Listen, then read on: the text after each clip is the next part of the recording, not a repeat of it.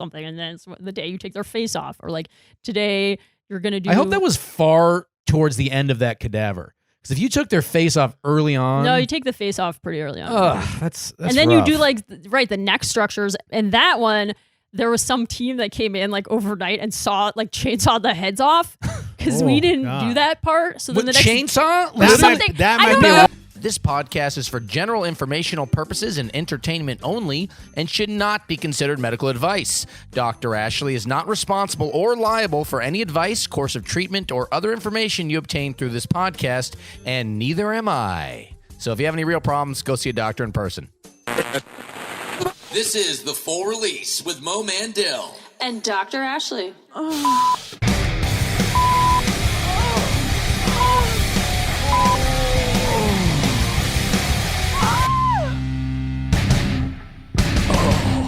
Hey! Welcome back. Welcome back, guys. This is episode 103 of, what's the show called we do? The Full Release. Is this the full release? That is what it is. Is this the OnlyFans show we do where we just have sex, or was this the show we talk about sex? I think it's where we talk. We could just do a little of both, I guess. Yeah. Okay. I'm Mo Mandel.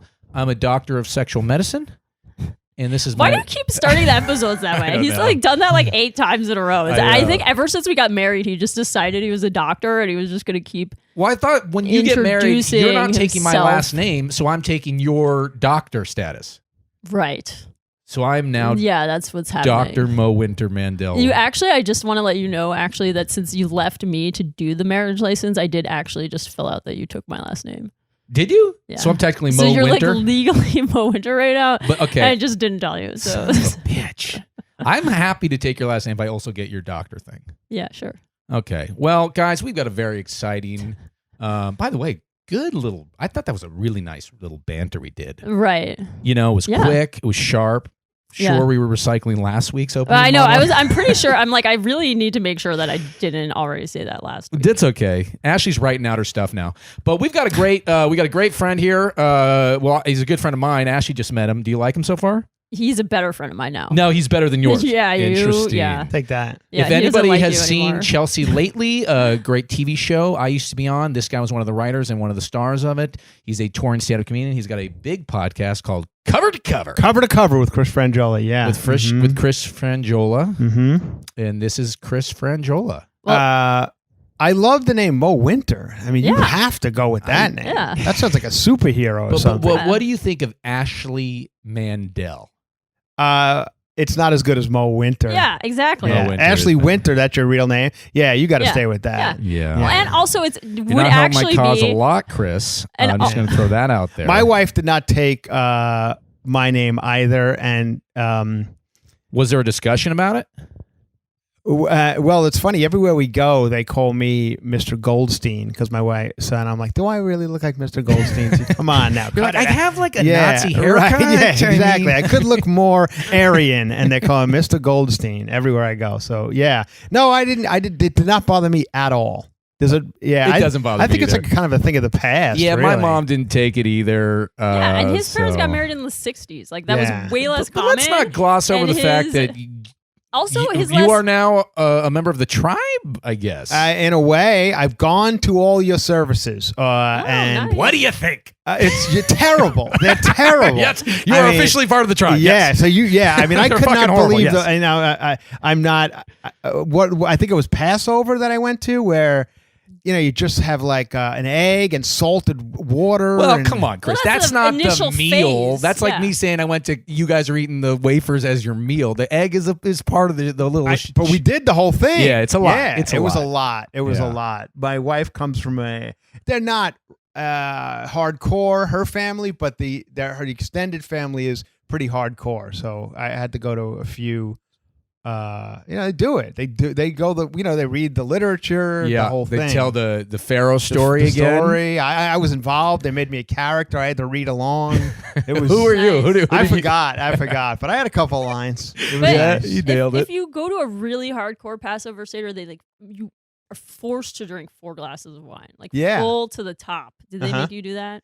I believe they did, and I was Okay. okay with that portion. Oh of it yeah, because, that's you're like, dude, Well, at I least was gonna 4 glasses say- to get through this shit. Because I used to be very, very religious, and I once went to a large Orthodox family's Passover Seder, and they like your wine glass was overflowing, and you had to finish it 4 times, and there were like 40 people there, and they were all shit faced at the end of it, and then they started dancing in the house. See, I can get down with that.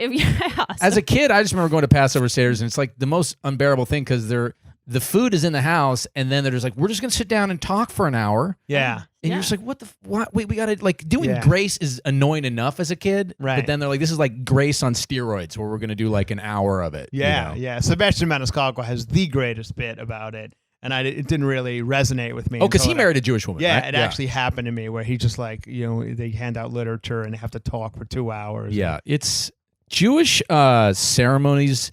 For the most, they kind of aren't good. Yeah, I believe it. We do good weddings. Yeah. But then everything else we don't do well. I've been to a couple of Jewish weddings and they are. That's true. They are good. The lifting of the chair's good. The horror smashing dance. the glass. The interesting thing, I went to a Jewish wedding in New York, and both the bride and the groom were large. I'm talking large, and that chair portion was iffy. Yeah, it was. I'm talking 400-pounders. Wow. And I was like, wow. I don't know if we could do this, but somehow with these like Barca loungers. Yeah, that they were lifting we got them up, but it was. Everybody was thinking at that point, like, are they going to be able to get? Yeah, this you're up? like big if you're groomsmen or whatever. Like, so just gonna. Are we doing the chair? Are we just going to let that go? We're going to do it. Oh, we're doing it, guys. Start stretching. We're doing the chair. Yeah, I will say, so we recently got married, less than a month ago, and we did the chairs. Yeah. And, we didn't have a ton of able-bodied men to do the chairs because we had a kind of smallish wedding because of the COVID. But so they go and they do Mo first because, Mo's, jubilantly. We're very traditional. Yeah. We want to keep it. We're very patriarchal in this family. Sure. Aside from her out earning me by 600%, I think it is now. We're still very traditional. Yeah. But yeah, so they do him, and then it's my turn, and the only like immediately what I hear when they pick me up is like, oh, this is so much easier. Oh, yeah, I would imagine it was a lot easier. Yeah.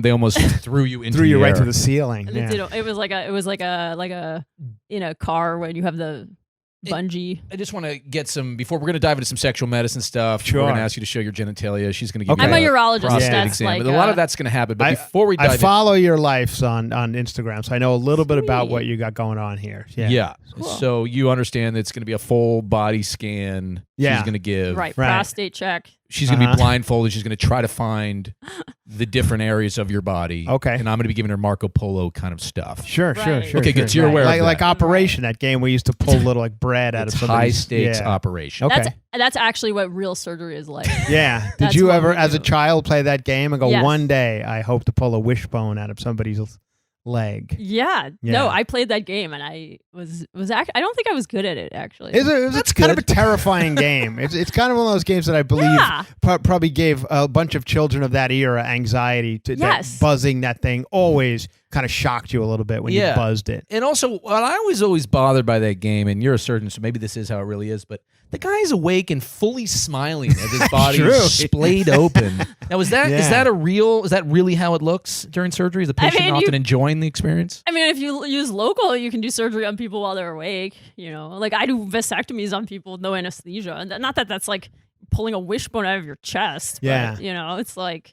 Yeah, I mean, you could do surgery on somebody while they're staring at you. I think that would be so creepy if someone's just like, you're doing a great job in here in my chest cavity. Well, I mean, definitely not in the chest cavity, but that's one of those things, like a lot of neurosurgery is done with some people just awake because you have to touch certain areas of the brain and see what they're aware of, Right. And one of the things that also always creeps me out is a lot of eye surgeries are done. Like, oh, that's weird. You're awake and the person's just staring at you while you're doing the surgery on their eye, and your eye, like. Yeah, I don't know. Creepy. I would want to be completely out and just wake me when it's over, kind of thing. Yeah. Wait, is the eye thing? Is that like Clockwork Orange, kind of, where they have their eye in like a little pinned up thing? Oh yeah, you can put the eyelid retractor thing in. I mean, I'm not an eye doctor, ophthalmologist, but I've seen videos online of like people working on their people's brains while they're fully awake. It's crazy. That is bizarre. It's crazy shit. Do you have any advice for us on marriage? So we're about 32 days in. So far, the fire's burning. Right. But we're still pretty young. Yeah. Now, how long had you been together before you got married? A while, right? You guys were together a while. 3 years, but long distance. So I'd say a year and a half, probably. Yeah. Okay. No, I mean, it was, I mean, when you're long distance, there's a lot of life hassles that you don't have to. Yeah. I'll to say share. this. I believe the key to a good marriage is if you're somewhat financially secure. I mean, I know it sounds terrible to say, but that is 100. It's totally relieves you of so much stress. And do you guys split your finances? Did you do a prenup, or are you just like? No, we didn't do a prenup or anything, but we split our. I mean, in the end, I probably have more money now in the bank, but my wife will, of course, she does better than me on a daily basis. Which is exactly us. That's Yeah. exactly He has what we more were able to saved get than a like in 5 years. It'll be she'll different. be like, I should have got a prenup. Exactly. But right now she's like, oh, this is pretty Right. Yeah, so we're the same way. And but my wife comes from a very a rich family. Oh, It's- nice. It's totally different than where I come from. So I got that going for me in the end. That's good. And So we you just got gotta- one of those real Jews. I got I got of a real New Jew. Jersey, 4 kids, sort of sleeping on a couch No. during high school Jew. That's funny because those are the Jews I knew. My wife comes So from. disappointing. My wife's born and raised in Beverly Hills, Yeah. and Oh. grew up with Beverly Hills Jews. That's and a I'm real like, Jew right the there. Jews I knew on Long Island were like electricians. Yeah, and yeah, like yeah. they weren't bankers and producers. Like everybody thinks they Yeah. are. Like I worked with. Right. I was an electrician in New York City for many years, and I was an apprentice. And my journeyman electrician was a guy named Mordecai Epstein. Yeah. I mean, it couldn't get any No, more. that's if your name was Yeah. Israel Dradelstein, that would be the only way. Yeah. You could So, out Jew that. I mean, he was an 85-year-old guy still working every day, pulling. That's what wine. my family's the same. Like my mom is blue collar Jew from Long Island. My dad's Yeah. blue collar Jew from the Bronx, and it's like there is a real conception when you get out to LA. Like these are just rich people. And then you go out to Exactly. New York, like no, a lot of people live in apartments. Yeah. and they're just doing New their York thing. and Long Island, they're all like working class Yeah. Jews. They're not controlling whatever people think they control and all that. Yeah, and shit. I would feel better about my identity as a Jewish man who doesn't make a lot of money if that was more known. Yeah. You know, I want to extend that. Yeah, I'll try a and little- spread it around. Thank you very much Yeah, for that. I mean, Yeah. because I know a lot of construction worker guys who are Jewish. So let's try to get that going. Should we take our first question? Do we take caller questions and stuff? absolutely. Yeah, let's dive in. And again, everyone, Chris Franjola's podcast is called Cover to Cover with Chris Franjola. And That's right. Why don't you plug that real quick? Cover to cover with Chris Franjola. It's fun. It's a lot of fun. You come and listen. It's we talk a lot about the news. It's tough these days. I have to kind of walk a fine line because I don't want to lose people. So Yeah. as you know, it's a very polarizing time to live in. But we try and keep it light and fun, and it's working. People enjoy it. What are you going to say about The COVID? Donald Trump with COVID, which we've just heard about? I'll discuss it. I don't know. I'm just so over this whole 50% of the country will believe it. It's true. And I blame a lot of comedians who are like spreading conspiracy theories and stuff like that. I feel 100%. That is Yeah. like completely two things in stand-up comedy. I know this is not a stand-up comedy podcast, but two things in stand-up that I don't understand are conspiracy theories, and the UFC and stand-up comedy are like synonymous fan bases. I in a sense. can't. And wrestling. Yeah, it's very weird. Yeah, to when me. like Roddy Piper died or whatever, like I couldn't believe how many comedians went to wrestling. I'm like, they were like losing their shit over Roddy Piper. I'm like, what is? I know, Right. and I'm not. I couldn't be less into UFC No. or conspiracy theories or wrestling. Like I'm in the wrong. That's why I don't hang out at the Comedy Store or any of that. Anyway, not to talk about comedy. I am interested in the conspiracy theory of why are comedians into conspiracy theories. Yeah. There's gotta be some I connection. mean, just observationally, being not in your industry, but seeing you interact with other folks, I feel like it's because the popular crowd got into it, and then other people are into it. Might I be mean, as like, simple as that. it just seems like that's it. Like, it Yeah, it it's- just.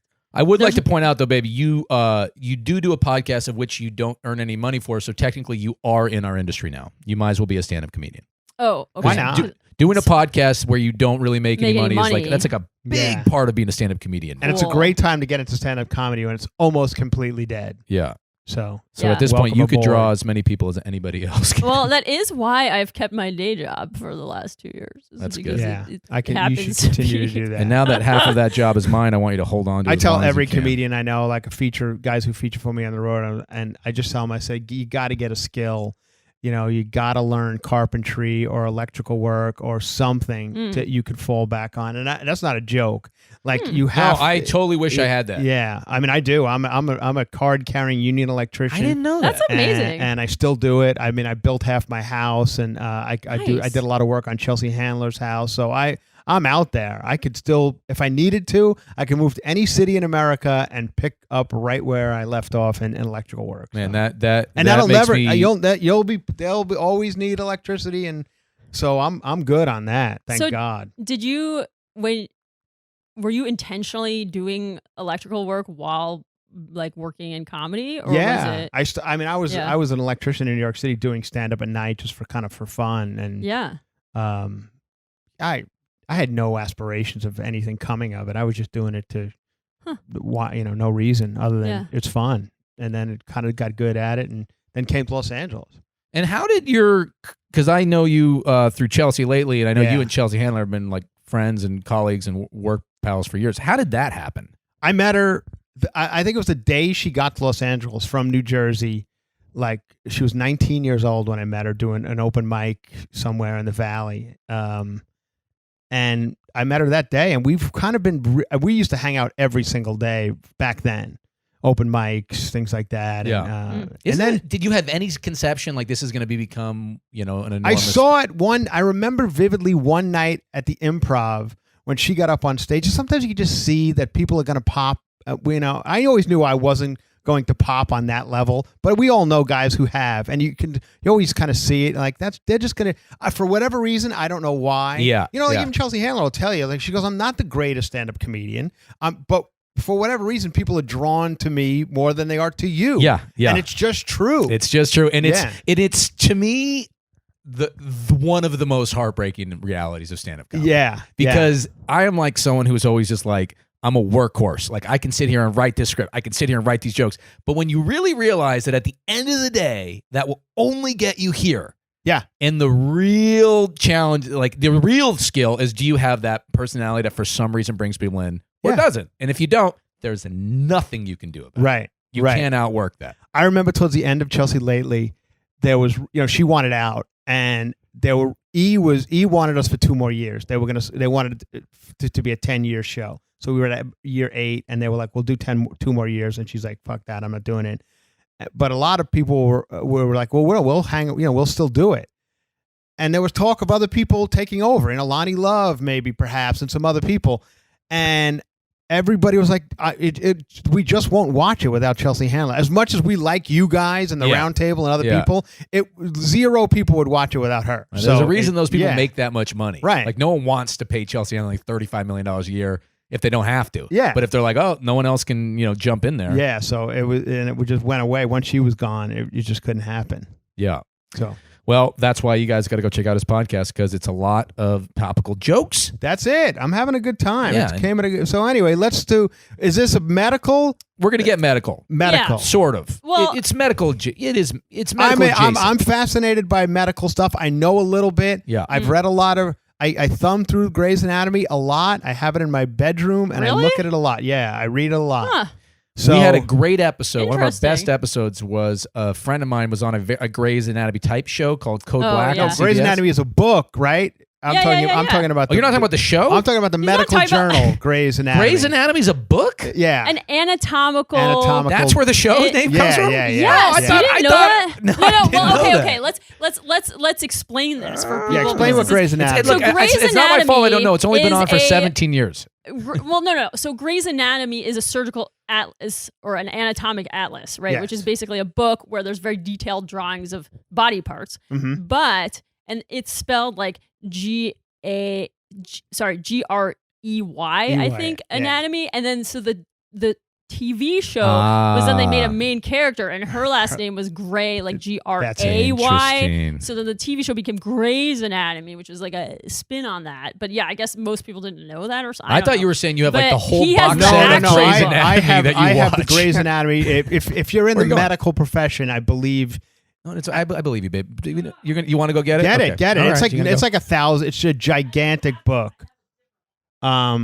But I highly recommend it for anyone if just to look up if you have any aches So or that is pains. your WebMD? It's my WebMD. Yeah. Okay. You learn a lot from it's very inside medical stuff, but Are it's you interesting. a man who can? You don't seem like an anxiety ridden person to me in general. But are you a person No. who worries about every ailment? And you need to No, actually, probably to a fault. I don't. I just ignore everything till it hopefully goes away. I'm probably dying from a lot of things. So you have like a minor fever now, maybe some chest congestion. You're like, he's going to be fine. I'm fine. Right. Mo's going to be fine. I'm just going to kind of I ignore. I'm never sick ever. Thank God.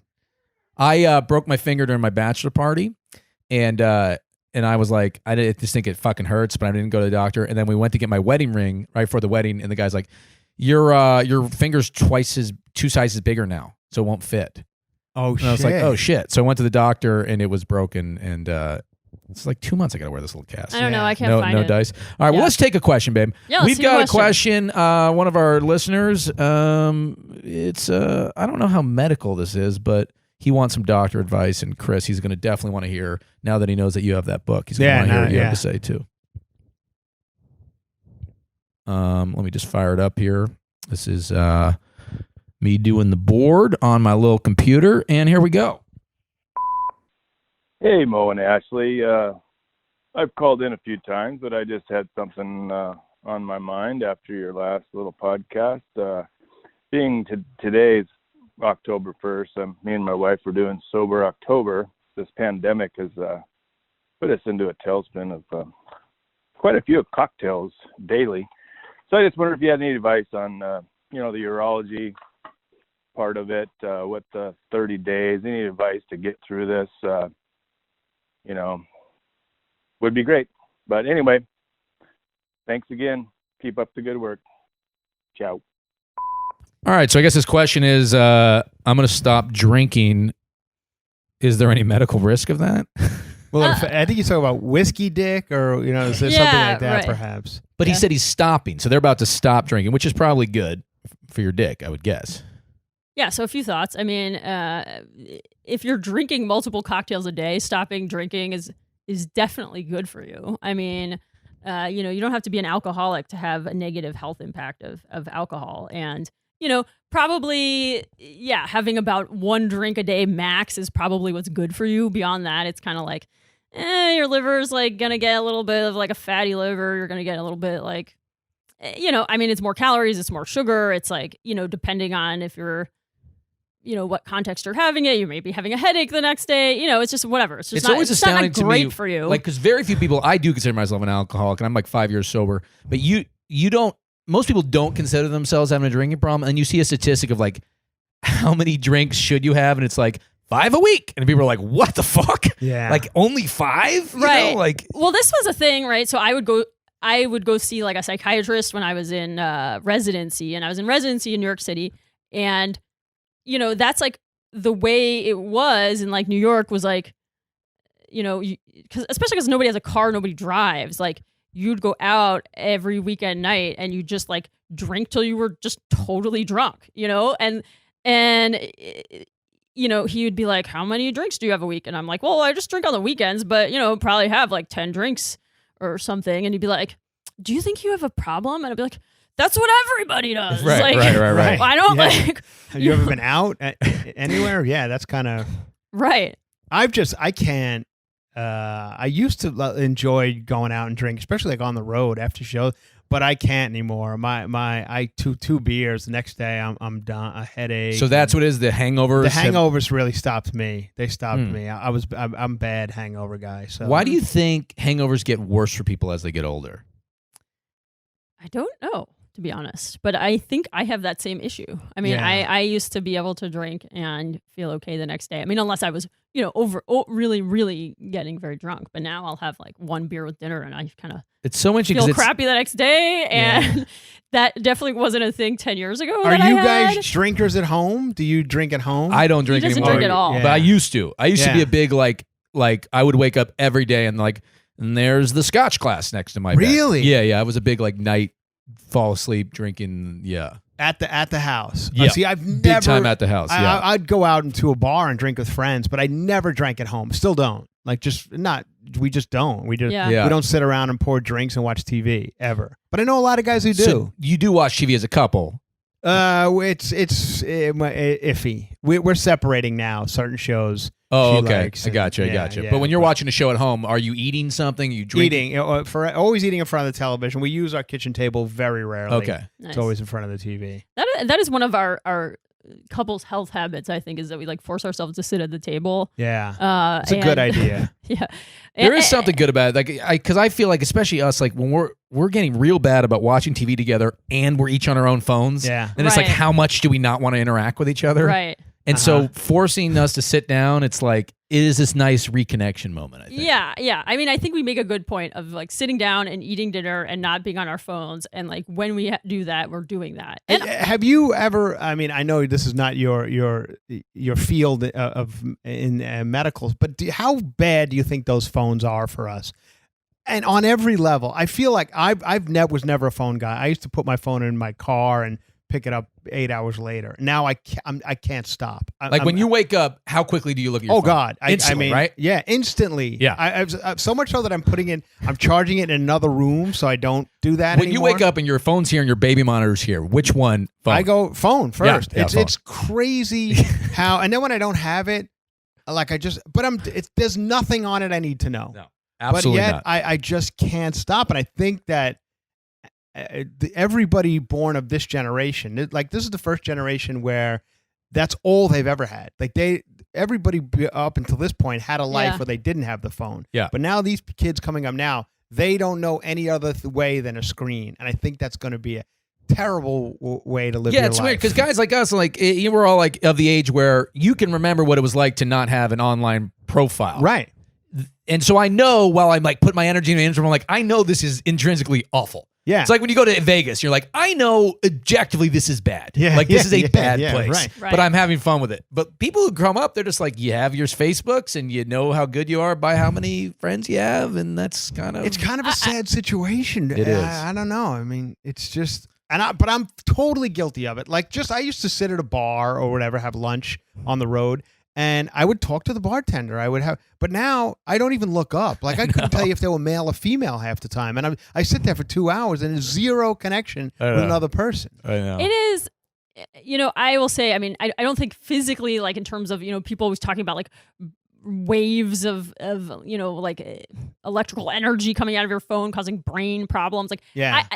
that is not a problem. Okay. Like, that's not a problem. But we don't have a, no, you're going to say, okay, you're going to, all right. No. I am a doctor now. Everything, like, there are people out there like selling bullshit things about phones causing brain cancer and stuff. There's literally no scientific evidence of that whatsoever. So and I'm not saying 50 years from now we're not going to like understand some subtle whatever it is from that, but without a doubt, our psychological and emotional dependency on the phone because of the way that social media apps on the phone are designed to be addictive is 100% a problem. Right. 100%. Because And I bet it increases irritability with people because I think people look at the phones and they're just so fucking emotionally riled up by everything. Yeah. I think it agree. makes people angrier. And I think other things, right, like lack of productivity associated with using your phone causes, distress. It causes negative self-feelings. It causes depression. Looking on social media all the time and comparing yourself to others instead of focusing on the things around you causes depression, isolation. Seeing and consuming news through formats that tailor to you and are funneled to become progressively, more radical, creates divisions in society, right? I mean, exactly. there's so much fucked up shit from it. Yeah, So what I know. chance does your daughter have, man? If well, we already so- have TikTok now, I what's have to going to tell be you, like it's in so the future? Funny, like we keep her, but if she sees a phone, she's immediately drawn to it. Like she just Yeah. I don't know if it's the fact that it's a bright screen or whatever, but and she's only 14 months, but she'll so we take it away from her, like give that back. I want that, whatever that is, I need it. And that's a bad way. Yeah. Like there's a part of me that just wants to move to the mountains and just let Yeah. her never even know about this world. right? Because I hate it. But we have to be on it. I guess it's just the way it is. I always but- think because I always tell myself if I wasn't trying to still build an online following, if I wasn't trying to promote the podcast, wasn't trying to promote stand up, I wouldn't do it. But I wonder if that's true. I wonder if I've hit the point where I'm like, I need to I have see the 3 little brothers, none of them in show business. They don't know anything about it. They have 0 online presence. They don't have an Instagram, Good they for don't have them. Facebook. Quality family. I mean, they literally don't pick up their phone for weeks. Yeah. So I'm so jealous of that. But I remember, like, I read something. They said everyone now has their own, like, Truman Show. Like, everybody feels like they're the star of their own universe, you know? Yeah. And I remember right when MySpace was really popular, I remember going to, like, you know, comedians that had a little section of your gigs, and you don't put your gigs and stuff. And I remember seeing some woman who wasn't a comedian, and she had her gigs, meaning like Karen's barbecue this day, going to son's baseball game. I was like, what the fuck are you, like, if you don't want people to come to that, right? I know. Like, it's so insane. I don't know. Very interested in, you know, like a doctor's opinion. I just think it's going to be so bad in 30 years. Like I'm half joking here when I say this, but even in something like what do they call it when shit, I can't think of the word right now. You know, like if an animal needs to pick up food, they develop a hand. What do they call that? Evolution. Thank you. I believe we're going to humans will evolve because of the phone. I'm not kidding when I say that. No, I think you're 100% I believe thumbs right. will begin to get bigger. Eyes will begin to get larger. I'm not shitting. You want to Bigger say thumbs that? though, because I already have a hard time with the keys now. But I think we're going to get little like teeny fingers, like maybe, little spidery whatever fingers. it may be. I think we'll begin to evolve because of that. I think eyes are going to be. You know, we look at a screen. We never did that before. Ash, in medical school, Do you think that's did true? you cover anything like this? Bigger eyes and thumbs and stuff.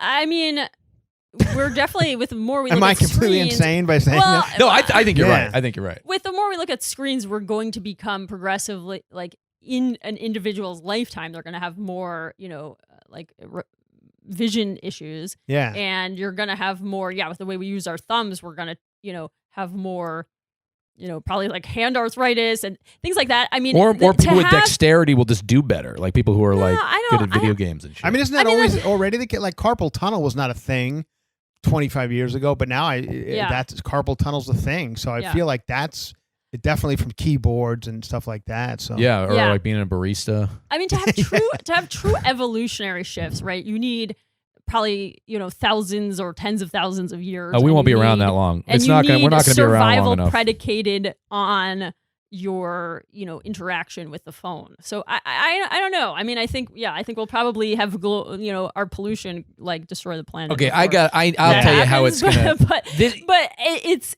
logically totally get what you're saying. But I think what you just said is actually the real.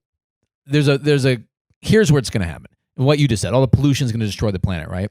And then we're all going to have to live underground, and we're only going to be able to interact through online. And so the people who like to do that and are built to like just connect like that, like the introverts / people who like online living, they're the ones who will thrive. The rest of us will fucking kill ourselves and go nuts. That's what it'll be. I mean, aren't we there now? With this we're basically there now. And where... like days like when there was fires around here in Oregon and we had to stay in for fucking 4 days, I was like, this is what the sci-fi future is. Yeah, this is Road Warrior. This is Road Warrior. Exactly. Yeah. Well, and definitely, you know, the COVID situation has accelerated the fact that we interact with the world through screens now, right? I mean, so much that has probably caused a massive acceleration in our just like disconnectedness from the universe. Yeah. You know? I mean, look at people are not like my wife, for instance, everything's Zoom. Her meetings are all Zoom now. Then I don't know if they're going to go back to the office anytime soon. Certainly not for a while. And same with like some of these larger cities, like here where we are in Portland and New York and whatever. People aren't going back to office buildings and stuff like that. No. So that social world is gone, what we used to do. And like you've worked on TV shows where there's 75 people in the office there working on.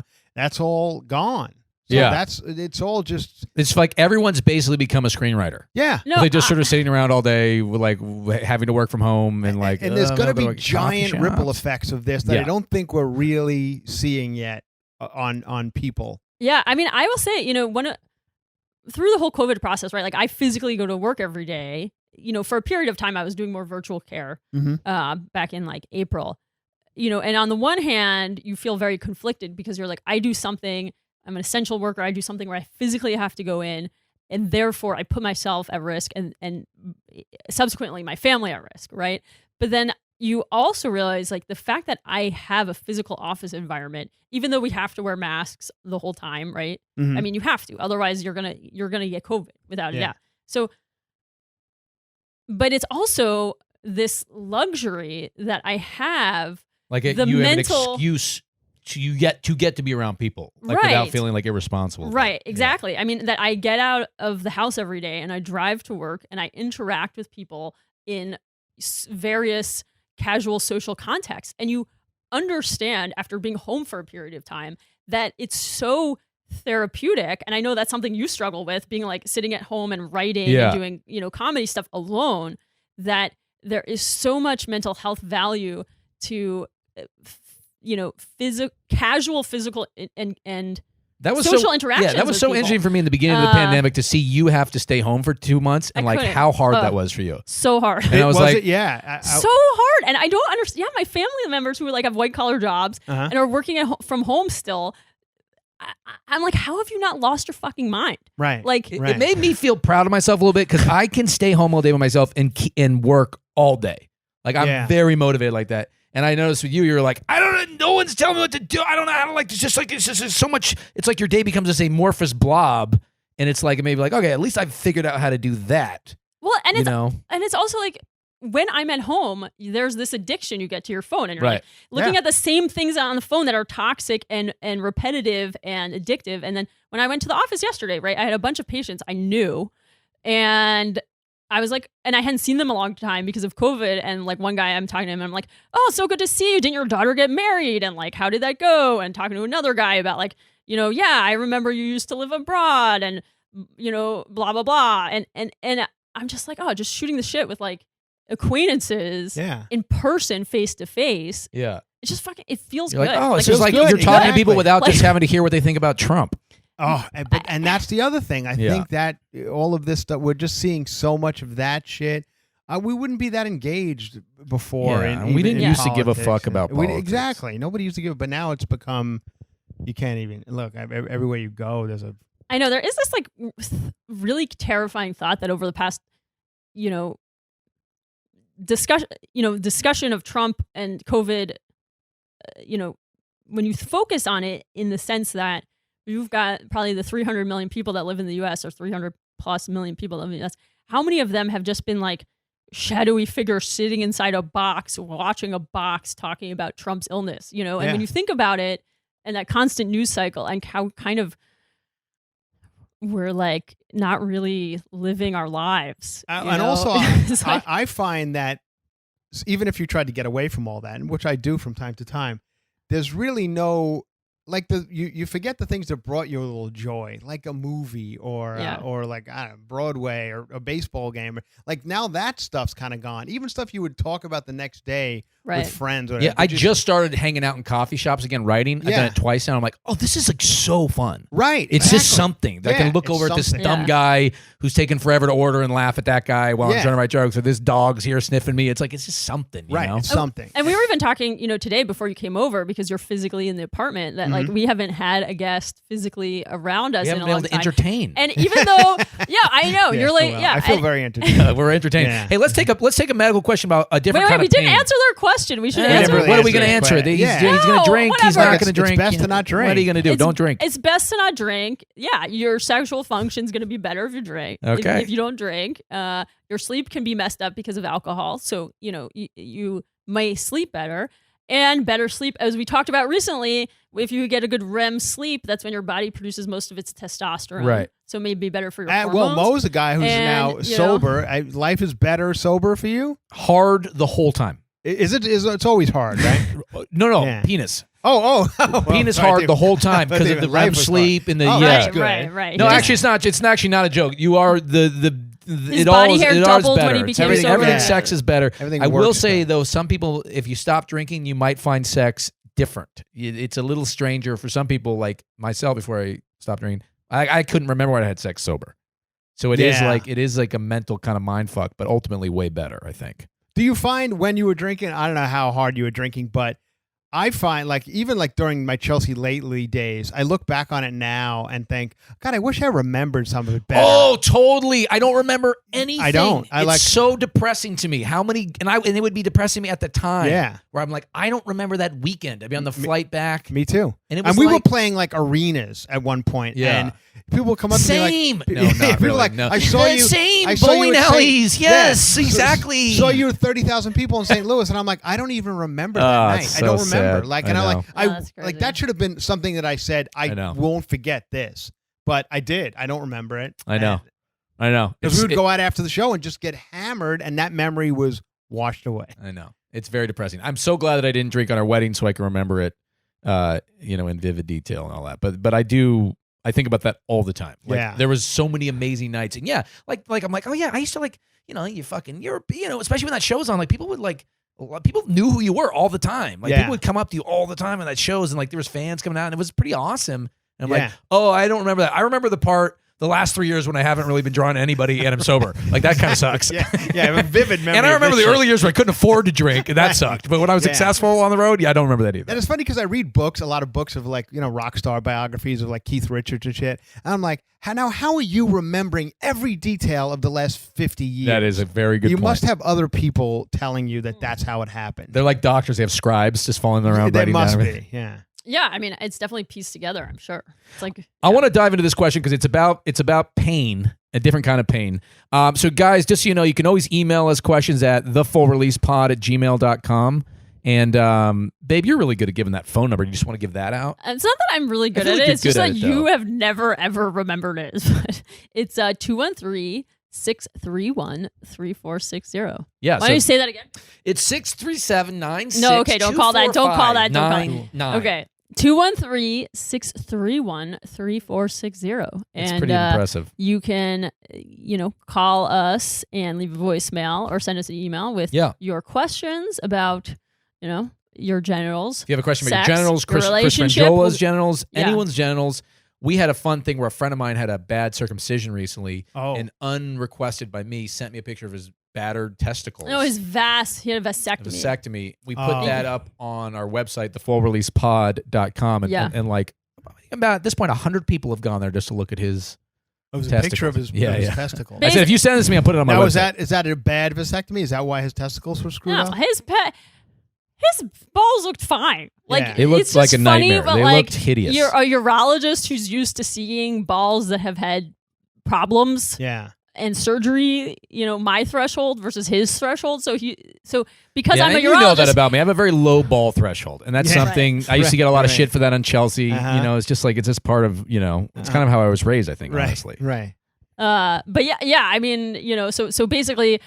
He's, married to the urologist, so his friend just decides to start texting him photos of his balls every day Yeah. to ask me my opinion of it. And like most just like, dude, Well, to come be on. clear, Like, it was after the vasectomy. He wasn't just doing like a daily. Yeah. How did Just you think? ever- It's Tuesday. What did you Showing think of you the balls? no, ever Yeah. since we started dating, actually, the guy just started sending Mo All right, well, I photos need to of have a his conversation balls. with And the Tyson. vasectomy is just you snip the vas deferens. Yes. Great Grey's Anatomy. Are Right you there. still There you able go. to ejaculate? Yes. But it doesn't have whatever is in it, correct? Exactly. So, and this is something we were just talking about, actually not on our podcast, a different podcast. So the majority of your ejaculate volume comes from your prostate Mm-hmm. and another organ called the seminal vesicles. And you also have periurethral glands. Those are predominantly what make pre-ejaculate or pre-cum. So even if you have a vasectomy, about 90% of your ejaculate volume will still be there. It just Yeah. won't have the sperm in it. That's So, I think you pre-cum's know- my favorite kind of cum. I think right. because it's Yeah. just you don't have to work for it. It's just there, and it's less cleanup. It's just kind of like a more convenient. It only grosses me out when it comes out of the mustard container. You know that little bit of mud that's not quite mustard. Yeah. When you that. Oh, grosses me yeah. out. Right. The pre-cum of mustard is I don't Ugh. enjoy. Oh yeah, That- you're right. that- That's a very good point. Yeah. Yeah. I for a second I was like, are you? Is that how you get rid of your cum? Do you have a mustard? No, I really was I was confused. No, confused. there's actually if you ever Because I was gonna say I like your mustard, reuse, Yeah. recycle lifestyle. That you're like, we're done with the mustard. Put it over there in the corner. I'm gonna I'm come gonna into come that. in it. I'm gonna come into that now. See, I haven't got my No, vasectomy no, yet. I Actually- was a little confused.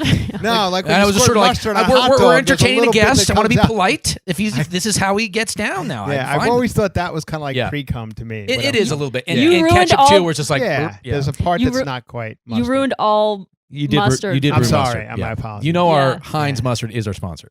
Oh, shit. Well, No, fuck Yeah, yeah. now we're fucked. Um, No, we don't have a sponsor. Okay, let's get into this Can question. real quick. one Yeah, more yeah. question.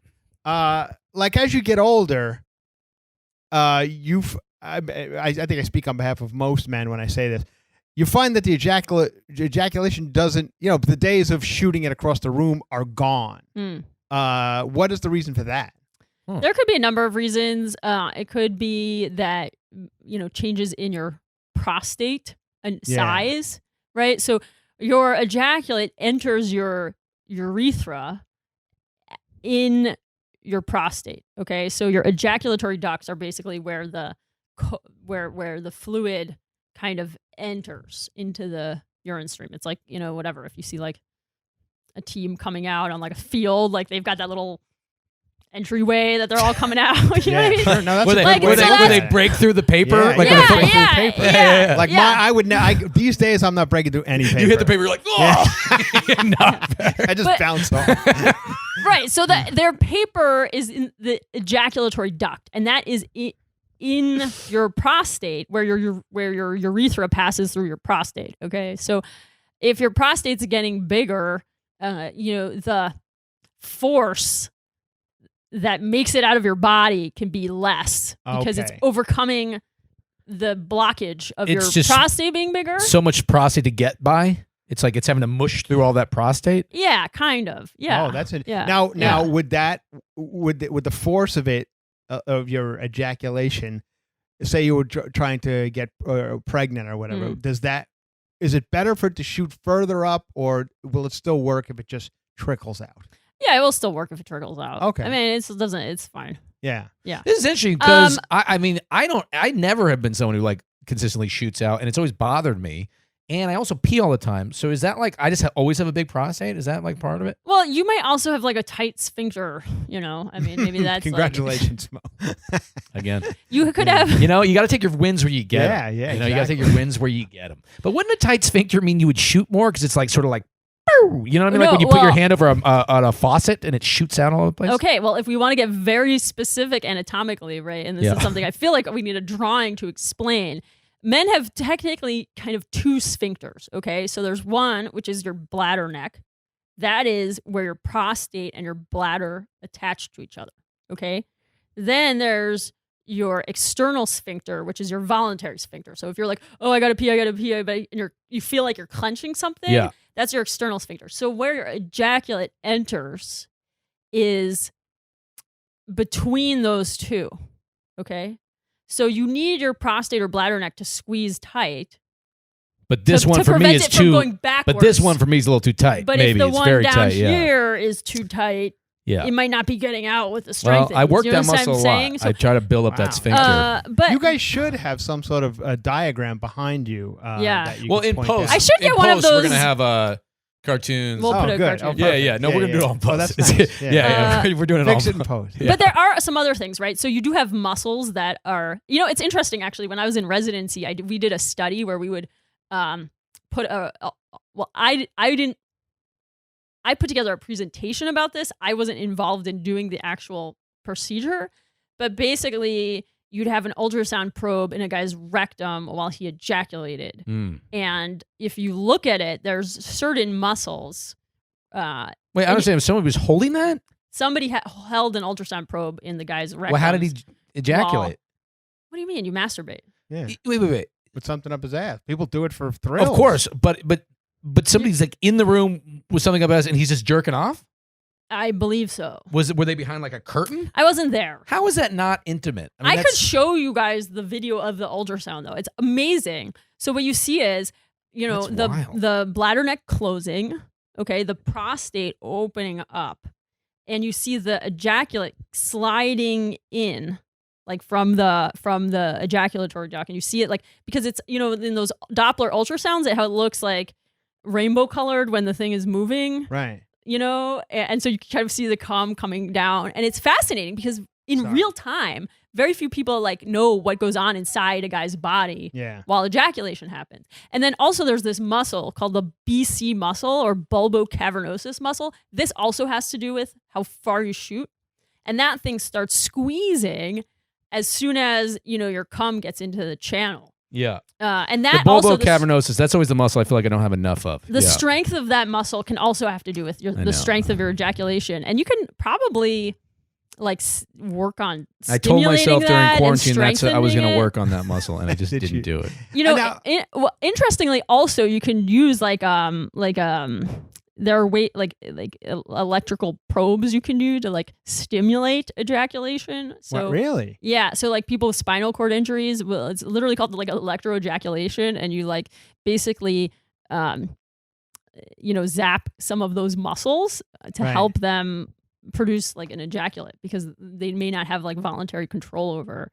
How important is it to ejaculate? What if you to me personally during sex? No, but you know what I mean? 100%. There's some weeks The where only thing I that go, matters. now that I'm we're all on top of each other in my house, there are some, I can go 2-3 weeks without, that. So is that bad or good? It doesn't matter. Doesn't matter. No, I It doesn't think it's matter. bad, right? No, I've heard, I mean, maybe that's just No, because I went through a weird phase when I was before I met Ashley, where I was I can't meet somebody. I need to meet somebody. I'm just I'm going to stop looking at porn. I'm not stop. I'm going to take a month off coming, basically. Right. And then I was about 3 weeks into that, I talked to Mike Young, who's a comedian. He was like, "Oh, my friend's a doctor. I think you can get prostate cancer if you do that." And I was like, "What?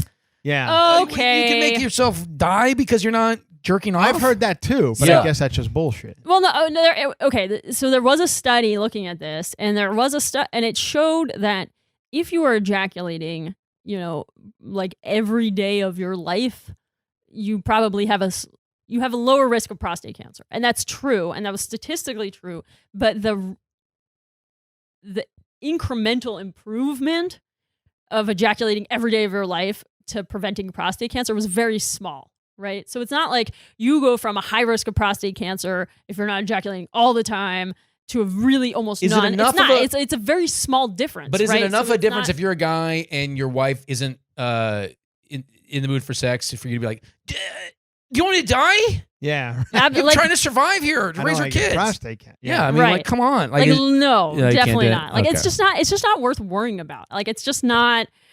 I mean, there's so many other things that are going to contribute to your dying earlier that But does it affect your mood? That. Do you notice it affects your mood if you don't come for you said 2 or 3 weeks you can go without I ordering? mean, it's now with a baby and everything. Yeah. We're busy. And how old so are you? I am 53. 53. So you're probably Yeah, kind of teetering on your dick's on. is it responsible for us to even allow this guy to make any more kids at a certain point? Well, the funny thing was, I thought that was going to be an issue. It turns out it was not at all. I mean, I got my wife pregnant on the first shot. That's fucking awesome. And then we were a little concerned because as you get older, I guess there's more chance of birth defects and things like that. So we were, my wife was a little bit older. She's not 25, and neither am I. But it all worked out fine. We had great. no issues. You had God. this fucking perfect baby maker that you were just sitting on. I know. It's amazing. Literally. And I've lived a life. I've gone through all of this shit that I've gone through with 0 STDs ever. Amazing. None of this stuff. And there were times where I was going out and doing some shit that I probably shouldn't do. Yeah, that puts you in the 0.00% of stand-up comedians, I think. Absolutely. Yeah. I know. I'm lucky in that way. Yeah. Do you want to? Did you guys wrap up the shooting question? Yeah, I think I got my. Yeah. Oh no, I was gonna ask you. Do you notice it affects your mood? Because if I don't come, I'll find myself anger, far anger, and then I'll come and I'm like, oh, that's what I'm supposed to feel like this, Right. No, I don't feel it affects my mood. I'll say this: I am a bit of a. This is an interesting. Still. I know you're a professional, and you probably but still, to me, it's always a little weird to talk about these sort of things. But I'm like a comer and I'm done for the day. I pass out. Oh, you pass out. Oh God, it's Interesting, yeah. over. So I don't.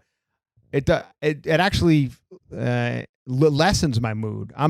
I'm over. And are you a morning sex? Probably not a morning sex guy then. I mean, I would. Sure, if it's available. You know? Interesting. Yeah. But you're It's saying always that available in this house, and It I is? never want to have sex in the morning. Yeah. For some reason, I can't.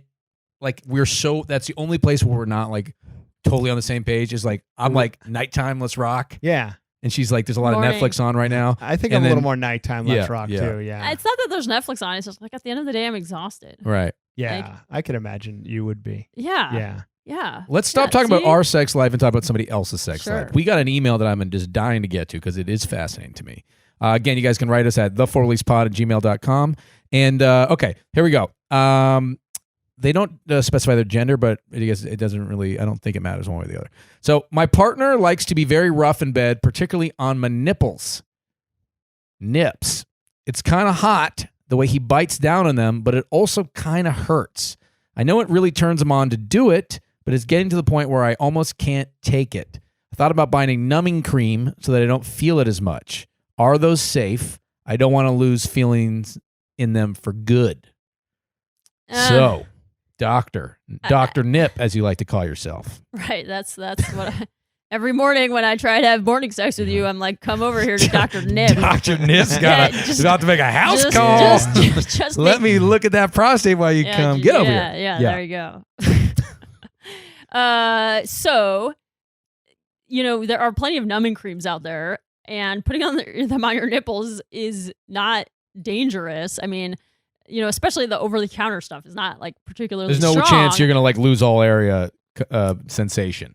No, I mean, that said, if there's like the 1 in a million chance that somebody used them and lost sensation in their nipple, I don't want to be in trouble for that. Right. But no, I mean, we numb things all the time. You don't want the nipple cops coming I after numb you. penises all the time in the office, right? Right. Like I put lidocaine, and the penises come back when the lidocaine wears off, right? Or when you do vasectomies, you numb it. So that's not a big deal. I think the problem is if you're doing something that's painful enough that somebody needs to numb it, it might not be super safe, especially, right? Especially if you're like biting it so hard that you break the skin. Right. Right? Like the human mouth is disgusting. Like you learn in med school that like a human bite, if like a human was to bite you, is like more dangerous than like a dog bite or probably any other animal Well, bite. dog Like bites are good, right? They have like antibodies. Don't they have antibiotics in their mouths? No. Dog bites aren't good, but like human bites are like gross. Yeah. Like human bites are gross. So even if it's somebody you love and you don't want your skin to get broken by their teeth. I do You know what I mean? admire Like, I the person who's being bit. Their dedication to their partner here is pretty impressive. Yeah, Like, I don't. they want to keep their partner getting to keep biting down. But yeah, I mean, like you could probably like lose a nip at that. I would guess. Yeah, I mean, I just think if somebody's biting your nipples hard enough that you need to numb them, then like Yeah. I think there are other ways to do a little bit of like pain and or they can enjoy your nipples another way, like they could like lick your nipples or do Right, whatever. right, Or right. if they really need to bite it, maybe you could get some like That sounds synthetic very boobs. painful to me. Yeah. Yeah. I'm actually wincing just thinking about it. Have you ever been with a woman who was A nipple more biter? painful than you were into? I have. Yeah. A few. I feel like that is something. These over the last couple of years that porn has kind of amped up a lot Yes, of people. definitely. Like they didn't, when I was like starting out in this, sexual world, there was none of this spitting and choking shit that you see now, and I think that is straight because of people watching porn. Yeah. And they Guys taken that. and girls see it and they think this is what I'm supposed to do. Right. Yeah. Right. Yeah. So I think all of this stuff is because of that world. Yeah, because we read a study on choking the other day, and they were saying that like guys a lot of times see in porns choking, they think this is what is expected of me to be manly and to be a man. Yeah. And so there's like a like kind of a forcing themselves to do that, and then a lot of women being like, I don't want you to do that. Right. You know what I mean? is. It kind of What is goes going- both ways. It is funny, like our family, we definitely talk about a lot of stuff, and my dad, so we all know that my dad lost his virginity when he was like 15 in like a cornfield. He did? Yeah, in Good for rural him. I did Missouri. not know that. Yeah. Right, and he was a minister's son. He actually ended up converting to Judaism. But so, and when I think about like what was his access to sexual information, it was absolutely nothing, right? Yeah, so nothing. like what happened that day when they had sex in the cornfield, like, and it's kind of so interesting because what they did was probably just in their mind's eye or desire or whatever like naturally comes in your brain of what sex is supposed to be. And now it's all like pre-implanted in people when they have their first sexual now experiences. If you have sex, you're like, do I got to spit in her mouth? Am I supposed to call her a whore? I mean, it's just that's another thing going back to what I was saying about phones. I feel like the accessibility to porn is definitely changing people's behaviors. I mean, when I was growing up, you watched it through a wiggly line on Cinemax or whatever if you could. Yeah. But now it's a Google away. Anything you want to see is a Google away, and that's got to I mean, because you remember when the internet came out, as I do, and how like this was like a revolution for porn. Oh, revolution. Like, oh my God. Like, I don't have to wait to find a dirty magazine. Like, it's just there. So much so that I read somewhere that porn, the reason why it moves along so quickly, the internet, is because of porn. They were one of the people wanted porn to. It's so funny because now it's happening with OnlyFans. Yeah. You know, that site where like no one knew what it was, but sex workers knew what it was, and now people know it. It's like porn drives everything. Twitter, they say, was porn. It drove the internet to move, the accessibility of it, and people wanted it because Al Gore had to jerk off. Al Gore. That's why he went and built that. He went and had to do it. Yeah. But conversely, of course, I think there's some benefits. I remember like a friend. I forget who was telling me this, but they were a doctor, and it was over a decade ago. But they had this very like religious, very sheltered couple come to them, and they had been trying to get pregnant for over a year, and they weren't pregnant, and and they did this all evaluation, all the hormones were normal, and the sperm, was normal, and everything was normal. And they're like, why, like, what could be going wrong? And so she was like, how are you guys having sex? And it turned out that they were married and they had been not having sex for a year, and what they thought they were doing was sex, and it like wasn't. Whoa! What were they doing? What were they doing? Saying like I don't know how. What were they doing? Were they like we put our anuses together? And no, I don't know. Yeah, I don't know if it was like he was rubbing his penis on her externally and just ejaculating, and they thought that was sex, or I don't know, and I don't remember. We've been praying very hard for a baby, but and it's not. I could see that happening though if you if you don't know anything, where you just know anything about it. But anything like you've never seen an animal do it. There are people who wild, man, and there are places. Really I mean, if you certain communities where their kids only go to religious schools, they don't have like the sex ed that necessarily talks about like penovaginal penetration. I mean, we just take that so for granted that we know what that is, and if you are so sheltered, I mean, there might be some people who just don't. And obviously that's like an extreme example, but the point being, should all our lives be shaped with oversaturation of, stylized sexual experiences in the form of porn? Like there's a negative aspect to that, right? But then, conversely, at least you know how to make a baby. Right. Can I also just say one thing before we wrap up here? I've always respected your father a lot. I like him a lot. The fact My father-in-law? Yeah, your father. The fact that he built an electro microscope, which is the nerdiest thing you can do in high school, and lost his virginity at 15 is fucking incredible. That is pretty good. I didn't manage to do either of those things in high school. No. So good for him, man. Well, I think if throwing that fucking cornfield dick around. I mean, very well. I'm going to talk to him about that next time. For him. Yeah, very well done. So what most talk about is he like was and he knew how to do sex because he could get out the electron microscope and figure out exactly where to put his penis. He's like, okay. I think he said the electron microscope that he built did not work very well. Okay. But he like would read all the articles in Scientific American, and he became like friendly with the TV repair guy. So he learned about how to. That's like, who he lost his virginity with. And No, I really need to have a no. different. So this story just got That's where very he got- dark. that's where It he got- very dark. That's where he got the vacuum tubes to make the okay. microscope Okay. from. Was like from the vacuum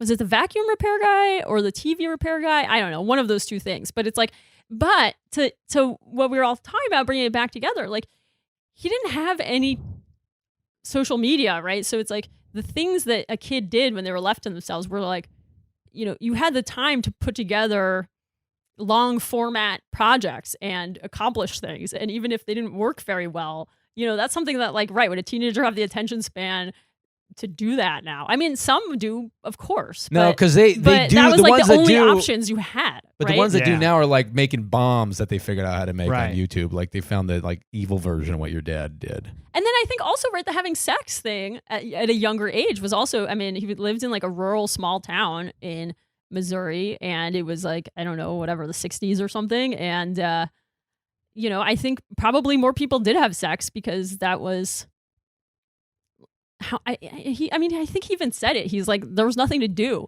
Yeah, Like, I wonder. you know, I wonder like what the you don't- statistics are on that. I don't know. People had sex. I mean, that was like a thing you did because there wasn't anything. There weren't like 8,000 different clubs, and like people didn't take their kids to like, you know, the teenage version of you know, like cycling class or whatever the fuck they have now for like babies. Is that what teenagers are doing? Go to cycling Spin class? class. They go to these days? spin No, but they class. like Teenagers go to spin class. Yeah. no, but they do have for like people who go and do what's that? What are those really trendy I mean, I workouts feel like, that like and people bring their kids and they have kids versions of I don't know, that? but you are correct. Yeah, they do. CrossFit. Yeah. But CrossFit. you are Yeah, for correct. kids. Do have less sex now. They say, and it is because. Oh, it's so- I've heard that. yeah.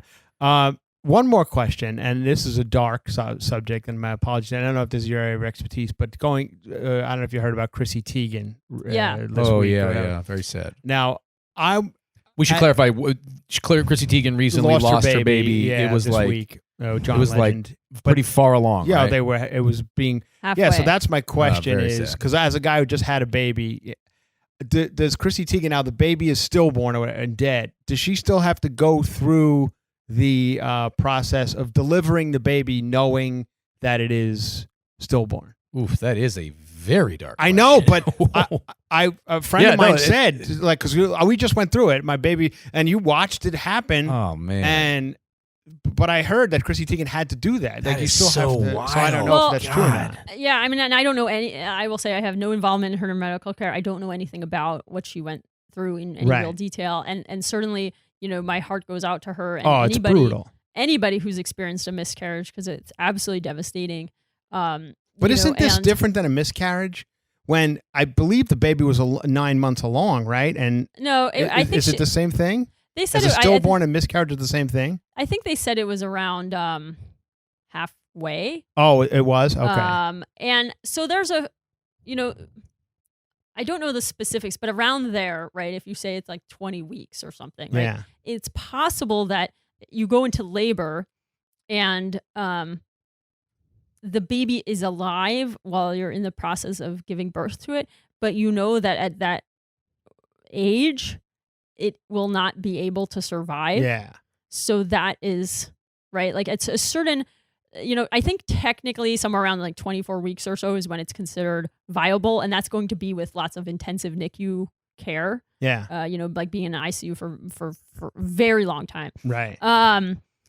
Or it's possible that, you know, the child dies in utero and then you have to potentially induce somebody so that they can Yeah. get it Ugh, out, that's right? Because so you can't have, fucking because sad. I know, it's otherwise so they could get sad. very sick if you have like the child inside of you. And, Yeah. you know, so I don't know the particulars. I mean, it sounds like she had some issue where she, you know, started getting bleeding Yeah. and they That's what I couldn't heard. stop it. And then I don't know if the child died before or after, but you know, It sounds like I was just looking online. They don't know exactly how far along she was. I don't think that's been released. Yeah. But she announced that she was pregnant in August. So usually people do that after 2 or 3 months. So 3 she was months, usually probably after pretty. the first yeah. trimester. Yeah. So she was Yeah. probably in the end-ish of the second trimester or something. Yeah. Ooh, that is That's a sad story. Anyway, I figured out. No, it's Yeah. interesting. I mean, my mom had to go through, I think, a couple miscarriages, and she talks about like how fucking hard that was. You know, Yeah. that's like something that I don't think if it wasn't for my mom, would have really known how common it was. And I don't think people Very were. common. So it's very courageous of her to even,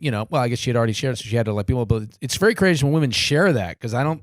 Right. I guess there used to be a shame associated with it or something And crazy. I think there still is, you know, Yeah, and, which is and so mostly because insane. people just don't talk about it, Yeah. right? I mean, So it's like- well, it's I good think when they do. she was taking a lot of shit for it actually Yeah. online because she had pictures of her and people were like, oh, I mean, why would you take a photograph of yourself in that situation?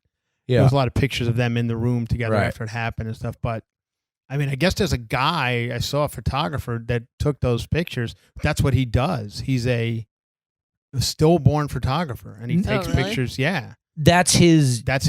And he has thousands of photographs of women going through that situation, and he photographs the. How do you find? How does do he they have find him on those people? standby? Yeah. There's an article in the New York Times I That's just read that fucking I guess insane. it's a thing that people do. Now that's a sitcom. Yeah. Huh? Oh Write my it. Who God. wouldn't want to Write it. see that? Oh Right. my God. That is like, but that here's is the how thing, is he because has- she was in the hospital bed. No, So how no. could he have been there? And there's no way anybody, because of HIPAA laws, nobody can go out and be like, hey, they're going through a miscarriage. Like, it must be either that they're releasing preliminary information that,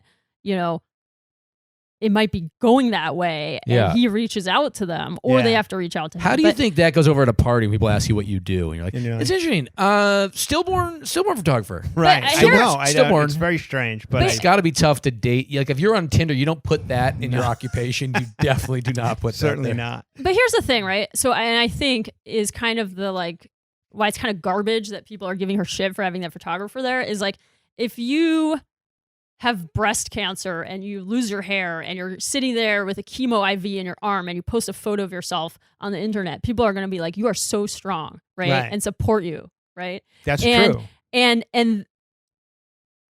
the idealization of somebody going through something, and in a sense, an appropriate glorification of human suffering is accepted, but not when it comes to reproductive processes. Yeah. Yeah, And- that's what kind of what Chrissy Teigen was saying. Yeah, And also, that's it's like bullshit. it helps Yeah. people, like people who really are fans of hers or Right. who have gone through something like that, to have somebody like just outwardly show this is part of my life too. Yeah. You know what I mean? I think looked it's at the amazing. pictures and they're heartbreaking. Yeah. I mean, you could see how much her and John Legend is suffering. So it's Anyway, not to bring the whole thing down. Do you guys? Do you have that guy's number, by the way? I'll get it. I mean, just it's read just the not something I article. plan to use, but Yeah. like again, Right. these I are don't know things- if now I'll say this. I don't know if he was shooting Chrissy Teigen, but it had come out that there is a guy who does this Yeah. sort of thing. I guess it's when people realize that the baby's, then they hire this guy to kind of capture that moment. Well, in there's life. got to be, right? Because think about it, when like infant, what I always think is the weirdest, like who are the person who like does the dressing for someone in a coffin? Right, all that. Yeah, that's fucking wild. I mean, I don't think Babe, that if comedy doesn't work out, are you open to me switching careers into that field? into being a stillborn photographer. I mean, Or dressing somebody in a coffin. yeah, something that's just like something like that. what's that called when you do that? I don't know, fucking creep. The I mean, I guess mortician? I think it's Mortician? a mortician. I don't think dresses them. I think that's the person who works at the funeral home. Makeup artist. There's someone who does makeup on dead people. Sarah Colonna. I don't know if you guys, comedian Sarah Colonna. Her mother, I believe, does something like that. She's worked at a funeral home for 50 years. And I Wow. think she's part of dressing them and stuff. Dude, that's I crazy. would want- Sarah should do that podcast. Yeah.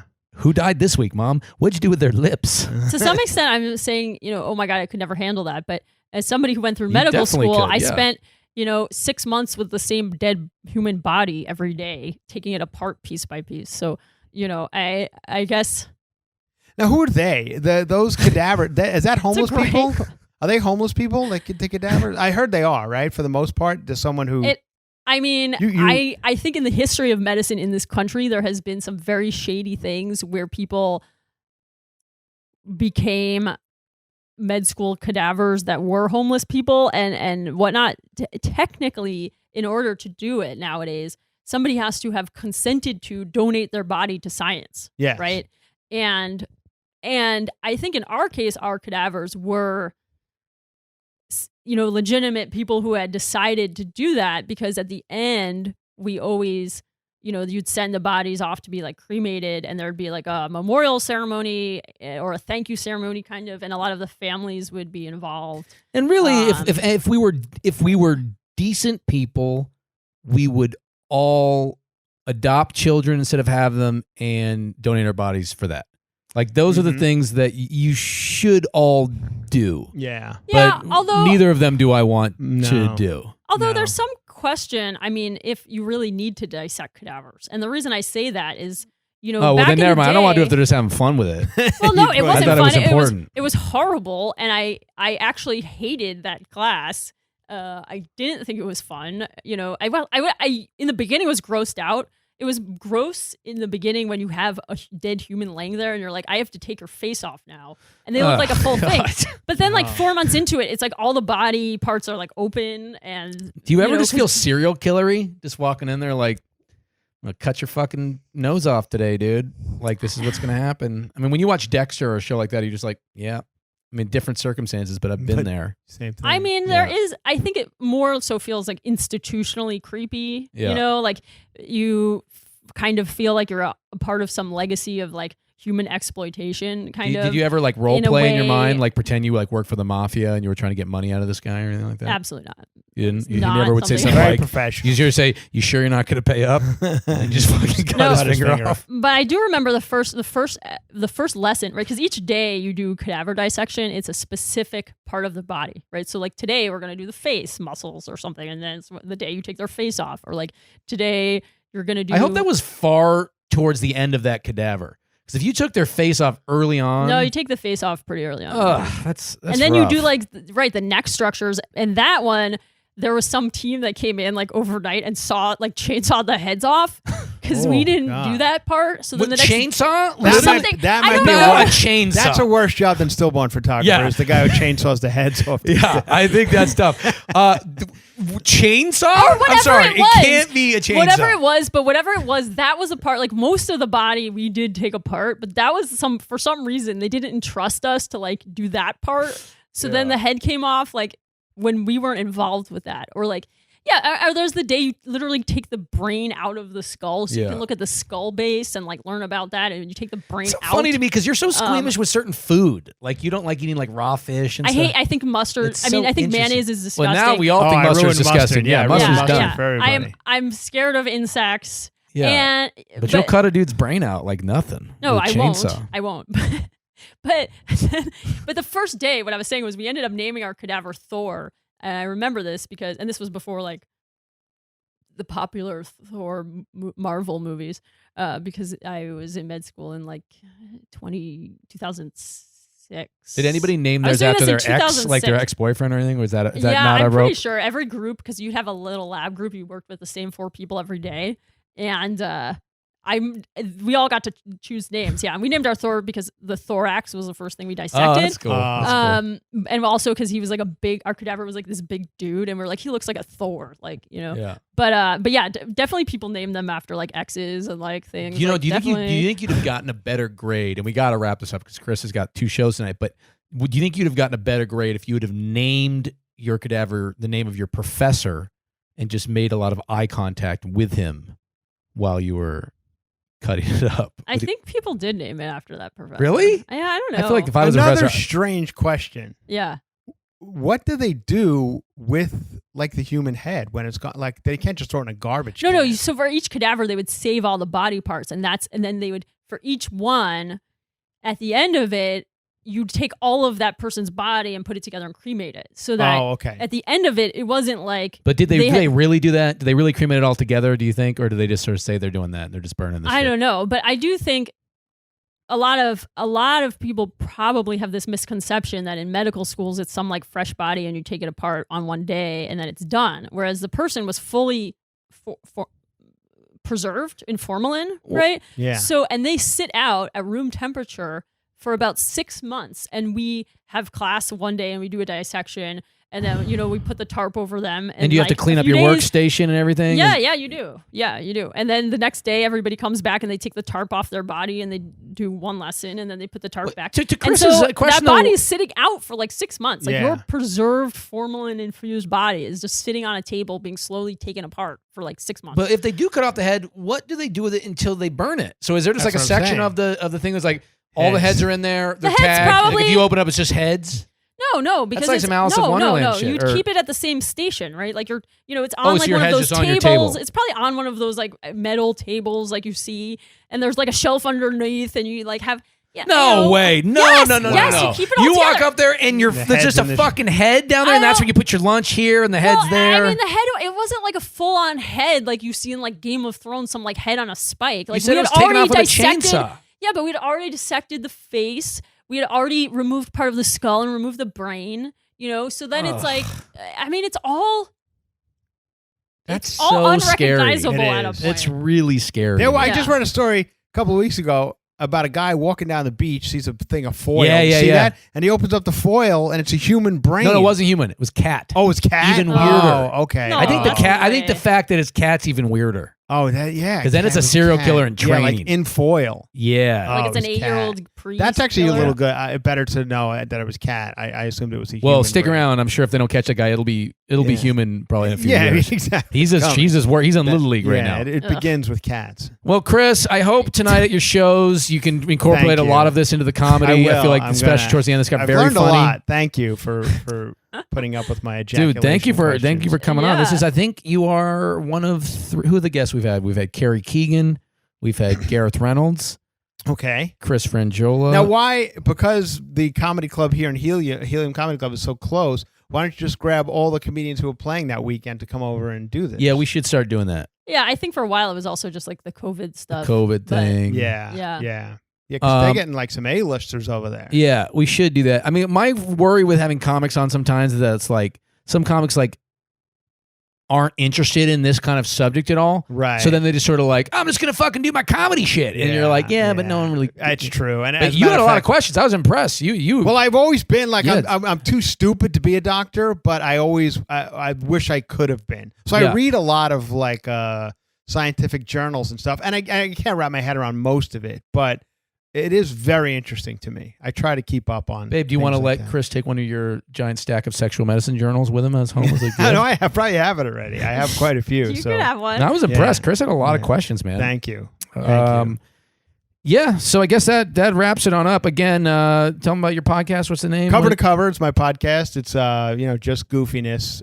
We're not solving any of the world's problems, but it's fun. Check it out. It's a good time. And Chris is on Juicy Scoop with Heather McDonald. Heather McDonald, Juicy often Scoop as with well. Heather McDonald, out on the road. Doing what you do. He's doing and- what you do, man. Yeah, Raising a playing all kid sorts who's of going to probably places. be on social media in a I know. hovel in the I ground. I fear in the these future. things now. That's my new life. Babe, do you want to say anything to people before we go? No. You have nothing else. You said a lot. I said a lot. This is our Keep it longest real. episode, I think. This is an hour and 20 minutes. Oh, we did an hour and 20 Yeah, minutes. we were really rocking. Really chit-chatting, This is yeah. our longest one. Yeah. So thank you guys. No, and send again, us your questions. That's yeah. all. Ashley and I would like to thank all of you for listening to our humble podcast. Please subscribe and give us a good rating. Tell all your friends. And don't forget, we are answering all your questions at 213-631-3460 or at thefullreleasepod@gmail.com. .com.